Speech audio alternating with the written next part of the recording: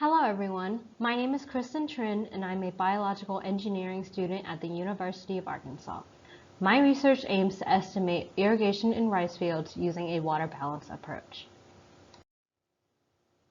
Rice accounts for about 1 million hectares of farmland globally, and Arkansas produces 46% of the total U.S. rice production and ranks 4th in the nation for the number of irrigated acres.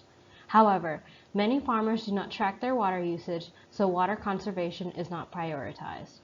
A previous study simulated rice field flooding using a water balance, but realistically, irrigation is difficult to measure. Therefore, this research project aimed to create a water balance that could be used to estimate irrigation for any rice field, even without the use of a flow meter. This study analyzed 3 fields over a period of 2 years as listed in Table 1. Farmer estimation is when the farmer recorded irrigation by taking the time the pump was on and multiplying it by the pump manufacturer's listed flow rate. When there was not farmer estimation, flow meter readings were taken, and we assumed an increase in water table level taken by a weather station in the field was irrigation. The water balance equation was adapted from Massey et al. In 2018 to fit our data. The weather station collected water table level data every 30 minutes. Precipitation data was collected using the PRISM Climate Explorer, and ET was modeled using APEX. We assumed seepage, percolation, and direct runoff were 0 because the R9 field is 0 grade, and the R3 field, even with a slight slope, was small enough to neglect draining from these factors. Because of the slope or size of these fields, we also assumed the differing water regimes would not affect the water balance. We used this model only for days when the water table level was above the surface. Table 2 lists the results from the water balance. We have total applied irrigation for the entire growing season, but some irrigation periods had to be excluded because the water depth was below the surface. The observed irrigation column lists how much irrigation we could study with the model.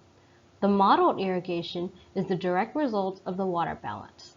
The RMSE is the root mean square error between each day of irrigation, and the R square value is the relationship between modeled and observed irrigation for the entire growing season.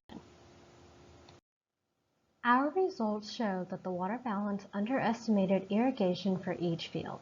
We also tested residual error against each water balance input to determine which factor contributed to the most error.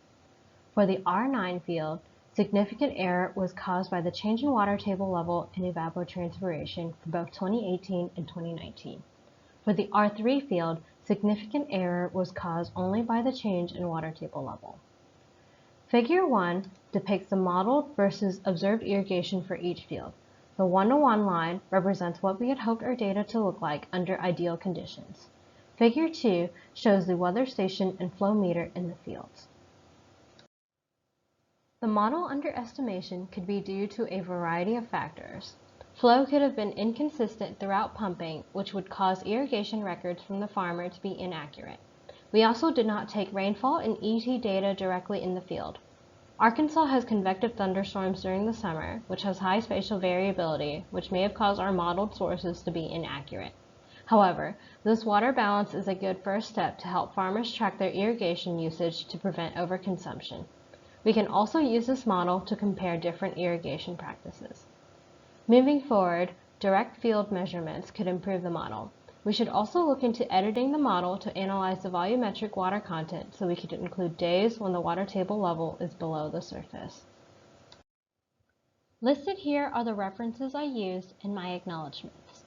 I would like to specifically thank Dr. Runkle and Dr. Moreno-Garcia for guiding me through this project. And thank you all for attending my presentation.